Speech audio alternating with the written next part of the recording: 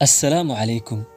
Qalab la yaab leh oo ay saynisyahanadu ka heleen bartamihii doontii hore ee Roomaanka ee ku burburtay meel u dhow mid ka mid ah jasiiradaha Gariiga.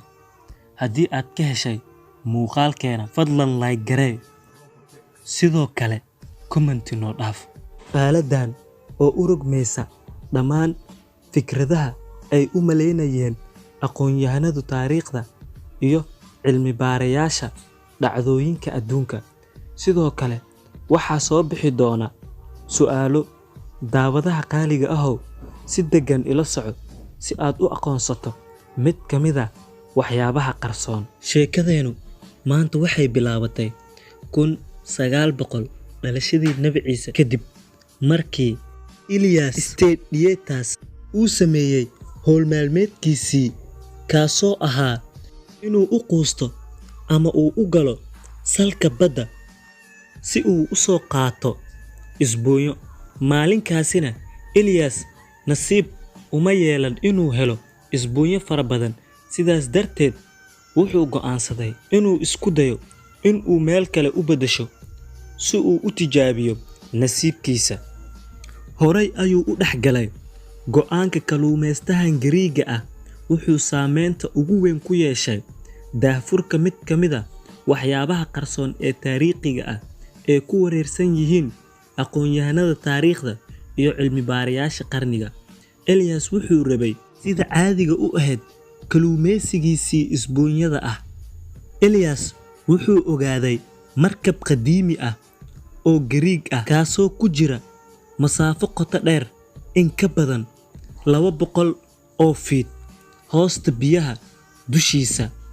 Markabku wuxuu caloosha ku hayay muddo 2000 oo sano ah hanti fara badan oo isugu jira farshaxan iyo waxyaabaha taariikhiga ah, taasoo adduunka siisay sawir cad oo ku saabsan heerka barwaaqada iyo casrigii ilbaxnimadii Gariiga uu gaaray muddadaas.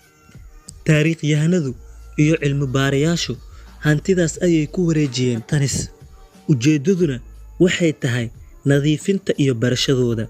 Sanadkii 1902 dhalashadii Nabi Ciise kadib, cilmi baare ayaa ka shaqeynayay meesha qashinka, wuxuuna helay aalad dareenkiisa kicisay, kaas oo ahaa cogwheel. Sidoo kale, waxaa loo adeegsaday mashiino casri ah ayadoo baaritaan dheeraad ah lagu sameeyay. Daahfurkani wuxuu soo jiitay xiisaha saynisyahanada, waxayna ku sameeyeen baaritaan dheeri ah iyo daraasad, waxayna gaareen gabagabada oo ahayd naxdin dhab ah. Waxayna maskaxdoodii u rogtay dhammaan fikrada taariikhiga ah ee ku saabsan heerka horumarka, farsamada iyo sayniska ee ah soo bixitaanka adduunkii hore. Cilmi baarayaasha waxay ku soo gabagabeeyeen in cogwheel uu yahay qayb ka mid ah kalkuleetarku, kaasoo si toos ah u xisaabinayo booska qoraxda, dayaxa, meerayaasha, taasoo caddeynayso akhbaaraadka ayadoo sida ugu dhowna ku soo saarayso. Waxayna u shaqeynee sida kombiyuutarka. Qalabku waa 2150 sano jir. 25 sano wuxuu ogaa kalandaradii hore, waxaanay ogeen marka laga reebo kalandarkii Roomaanka ama Juliyaanka, wuxuuna soo muuqday 46dii dhalashadii Nabi Ciise ka hor.